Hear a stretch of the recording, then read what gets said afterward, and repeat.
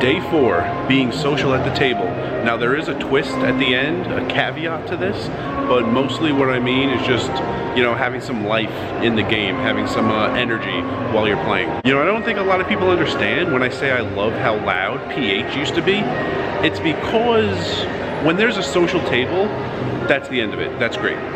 When there isn't, I'm always worried the game's gonna break because people like can't take how boring it is, and usually boring is accompanied with not many showdowns, not many all-ins anyway. So when PH was so loud with that club music from like 8 p.m. to 2 a.m. every day, the casino provided the energy. You couldn't tell if a PH table was silent based on, you know, the players talking, because the rest of the casino had so much sound that it didn't matter. There was energy in the poker room in quotes, because it was just a space, which is awesome, in the middle. There was so much energy and people walking by and noise that it didn't matter. The most lifeless table you could get at PH was still incredibly energetic because of the surroundings. So that's what I like. I'm always like a little on edge when things are a little too quiet and a little too boring, and I'm worried the game is gonna break. So a lot of people like a social table. Some people are neutral about it. The only people I can think of in the past few minutes who actually find a social table distasteful are people you want nowhere near a poker table anyway, because they're so miserable and jaded, they just bring down the mood of anything they touch. So I wouldn't worry about that. So usually just, you know, there's some energy, there's some like colors around, there's some noise, there's some conversations, not conversations about the hands, like side conversations.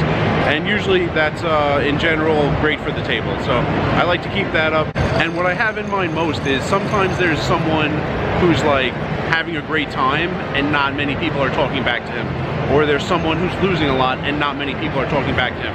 And I don't want to lose those types of guys, because they make the game fun in terms of money, and they make the game fun in terms of, you know, having a good time, just having conversations all night. So I'm worried about losing those players because you're just playing in silence.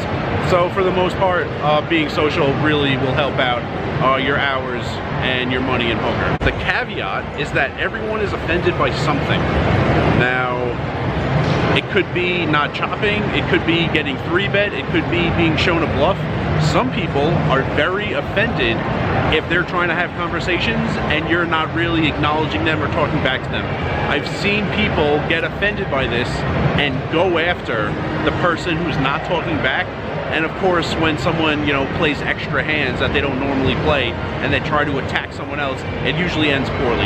So I have seen people, I don't think on purpose, but people be very quiet, get more action than anyone else at the table because of this, you know, offensive take that the other player is having. So for the most part, I think having a social table is great for that night to keep it going, and for the people at the table to have a good experience and to return in the future and keep playing.